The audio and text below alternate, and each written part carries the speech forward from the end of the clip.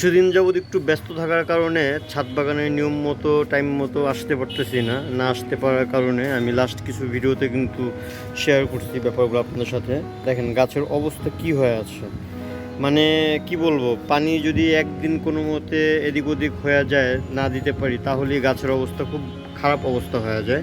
তো ওই রকম একটা অবস্থা আজকেও হয়েছে। আমি লাস্ট কিছুদিন যাবতই মানে পারতেছি না, একটু ঝামেলা হয়ে যাচ্ছে, টাইম টু টাইম আসতেও পারতেছি না, এমনকি এমন হচ্ছে যে গ্যাপ যাচ্ছে। তো এই কারণে গাছে পানি দেওয়া হচ্ছে না, আর এগুলো তো মোটামুটি আমি একাই করি, তো এই জন্য একটু সমস্যা হয়ে যাচ্ছে। যাই হোক, গাছগুলো খুবই অবস্থা খারাপ, তবে আমার সবজি গাছগুলোর অবস্থা একেবারেই খারাপ। আমি দেখাচ্ছি, তার আগে আমি একটু আপনাদেরকে দেখাই। পেয়ারা গাছের সব পাতাগুলো একেবারে নষ্ট হয়ে গেছে।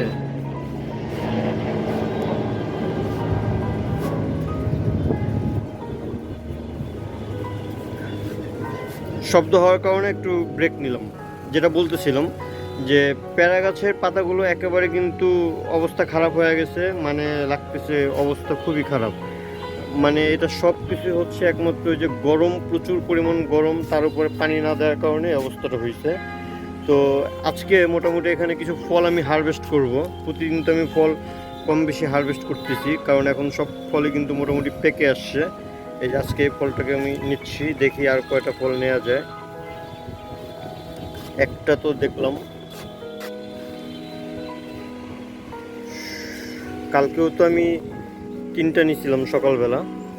তবে আমি প্রতিদিন সকালে একবার আসার চেষ্টা করি, সকালবেলা আসা আমার মিস হয় না। বিকেলে অথবা রাতে আসা মিস হলেও সকালে আমার মিস হয় না। সকালে আমি এই যে এটাও সম্ভবত পেকে গেছে, হ্যাঁ এটা পেকে গেছে, এটাও খাওয়ার উপযোগী হয়ে গেছে।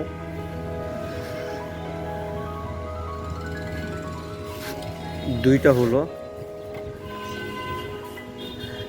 এই পেয়ারা গাছগুলো মূলত এরকম দেখে দেখে প্রতিদিন যদি নেওয়া যায় তাহলে কিন্তু পেয়ারাগুলো নষ্ট হয় না। এগুলো আজকে নেব না। এই যে এটাও কিন্তু একেবারে পাকা, মাশাআল্লাহ। আজকের সংগ্রহে 3টা পেয়ারা আসলো। আজকে আর দেখবো না, আরও আছে সম্ভবত। এই যে এই দেখেন, আকাশটা আবার একটু মেঘ জমে গেছে লাগতেছে, এই কারণে সব অন্ধকার হয়ে গেছে। এই যে এই পেয়ারাটাও পাকা, এটাও নিয়ে নিই। এই দেখেন, এই যে আবার রোদ উঠছে,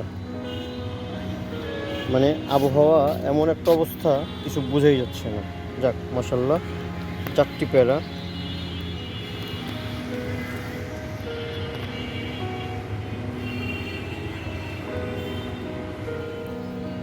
আর এই হলো আমার সবজির শেড। বিশেষ করে ভেন্ডি গাছের অবস্থা কি বলবো, মানে খুবই বাজে অবস্থা। দেখেন, একদিন না আসতে পারার কারণে কালকে বিকালবেলা অবস্থা এত বাজে হয়ে গেছে। করলা গাছ এই দেখেন, আমি জানি না এগুলো ঠিক হবে কি না। ভেন্ডি গাছটা হয়তো ঠিক হতে পারে, কিন্তু করলা গাছ লাগতেছে পুরো মারাই গেছে। অবশ্য মাটির অবস্থা একেবারে খুবই খারাপ হয়ে আছে। এই যে মাটি একেবারে শুকায় গেছে, একদিনই মাটি এভাবে শুকায় গেছে। আর এখানে তো প্রচুর রৌদ্রও পড়ে, আমি এগুলো পুরো সানলাইটে রাখছি, প্রচুর পরিমাণ রোদের আলো পড়ে। দেখেন মাটির অবস্থা যা, গাছের অবস্থা তা হবেই। এখন আমার ইচ্ছা করতেছে আমি এই মুহূর্তে যদি একটু পানি দিতে পারতাম, কিন্তু এখন যে পরিমাণ রৌদ্র, চাইলেও পানি দেবে না। এছাড়া সবজি গাছ ছাড়া ফল গাছ মোটামুটি সব ঠিকঠাক আছে। শুধু একমাত্র সবজি গাছগুলো এত সেন্সিটিভ গাছ হয় যে এই গাছগুলোতে নিয়ম মতো পানি না দিলে বিভিন্ন সমস্যা হয়ে যায়। তো এইটা একটা বড় একটা সমস্যা সবজি গাছের ক্ষেত্রে, যা বোঝা যাচ্ছে যে অনেকটা কেয়ারফুলি থাকতে হয়, অনেকটা যত্নশীল থাকতে হয়, এই একটা অবস্থা আর কি। তো এই জন্যই আর কি সবজি গাছটা একটু বলতে গেলে প্যারা দিচ্ছে, আর কিছুই না। আর অনেক দিন যাবৎ উপরে বড়ই গাছটা দেখা হয় না, আজকে একটু বড়ই গাছটা দেখে আসি।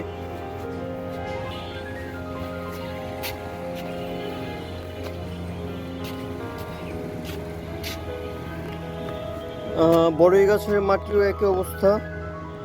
আমার একদিন সময় করে এগুলো একটু সাফ করতে হবে।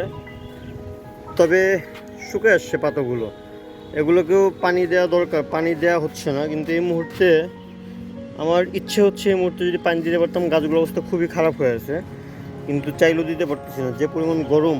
আর বৃষ্টি হয়, মেন কথা হচ্ছে বৃষ্টি হয়, কিন্তু যে বৃষ্টি হয় এই বৃষ্টি আসলে গাছের তেমন কাজে আসে না, এই একটা সমস্যা।